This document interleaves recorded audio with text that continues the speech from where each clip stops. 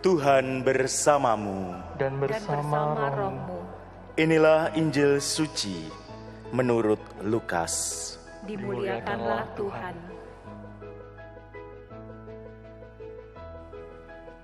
Banyak orang telah berusaha menyusun suatu berita tentang peristiwa-peristiwa yang telah terjadi di antara kita, seperti yang disampaikan kepada kita oleh saudara-saudara yang dari semula adalah saksi mata dan pelayan firman. Karena itu, setelah menyelidiki segala peristiwa itu dengan seksama dari awal mulanya, aku mengambil keputusan untuk membukukannya dengan teratur bagimu. Dengan demikian, engkau dapat mengetahui bahwa segala sesuatu yang diajarkan kepadamu adalah benar.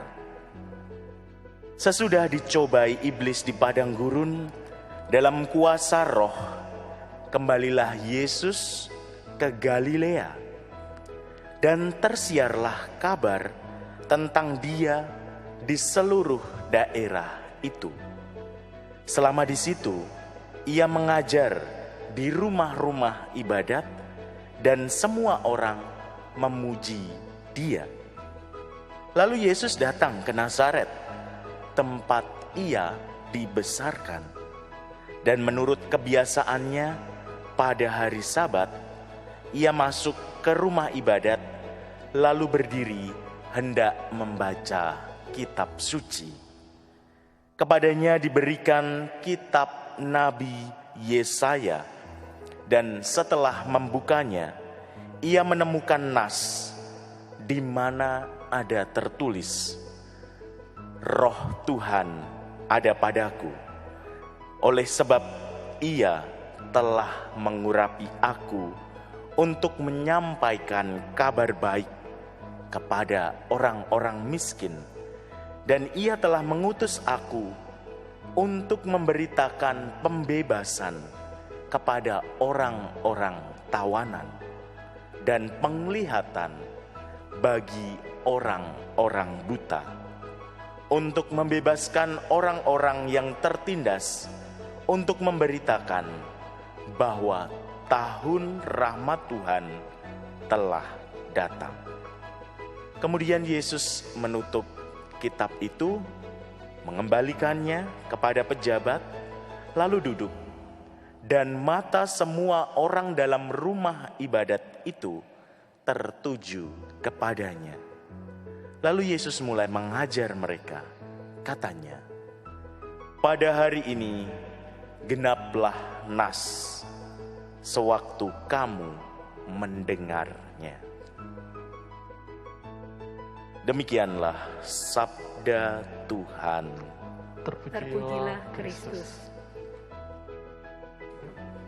Saudari dan saudara terkasih, bila melihat ataupun membaca mengenai latar belakang bacaan pertama hari ini, kita bisa mengetahui situasi umat Israel setelah mengalami pembuangan.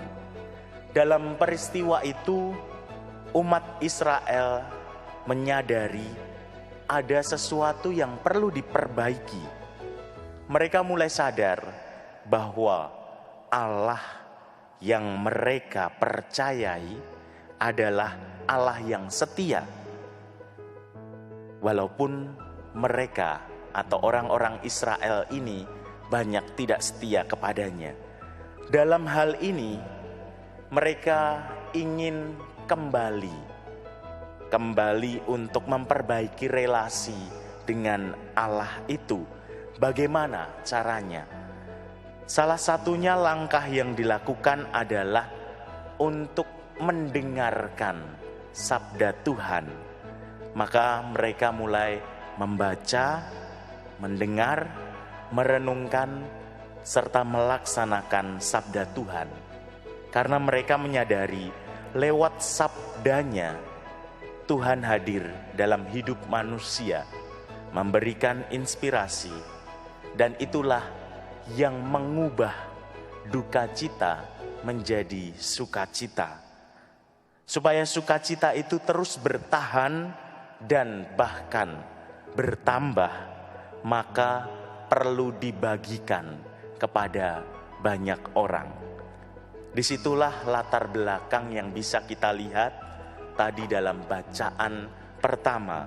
Bagi mereka, sabda Allah bukan sekedar tulisan mati, tetapi sebuah peristiwa hidup, pengalaman akan Allah sendiri.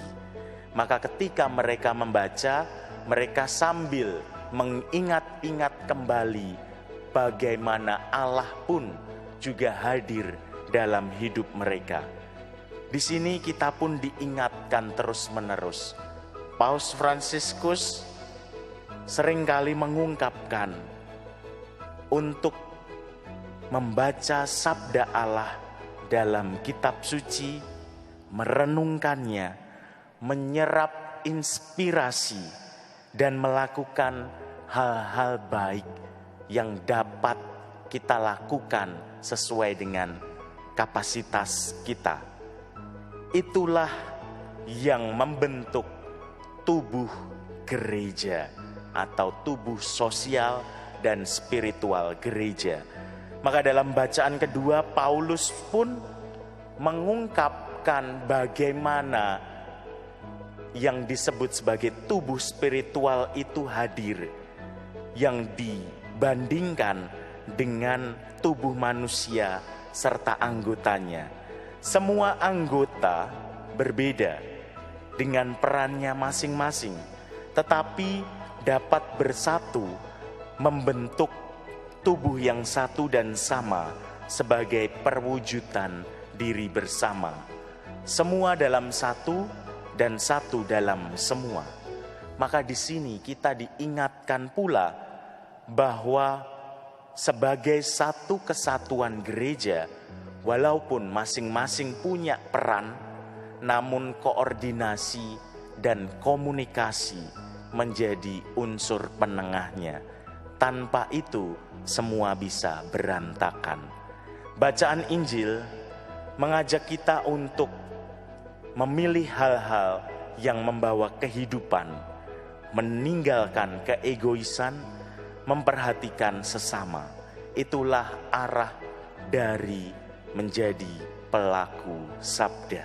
Maka saudari dan saudara terkasih, pesan bacaan-bacaan hari ini, kita diundang untuk menjadi pelaku sabda Allah dalam kebersamaan sebagai anggota gereja. Untuk menjadi pelaku sabda, kita perlu akrab dengan sabda. Maka membaca, merenungkan, menyerap inspirasi, melatih melakukan sabda Allah adalah hal yang mutlak dilakukan. Dan untuk menjadi pelaku sabda, kita butuh orang lain sebagai teman seperjalanan. Maka mari kita mohon rahmat dari Allah agar kita pun dapat terus mewujudkan diri sebagai pelaku sabda.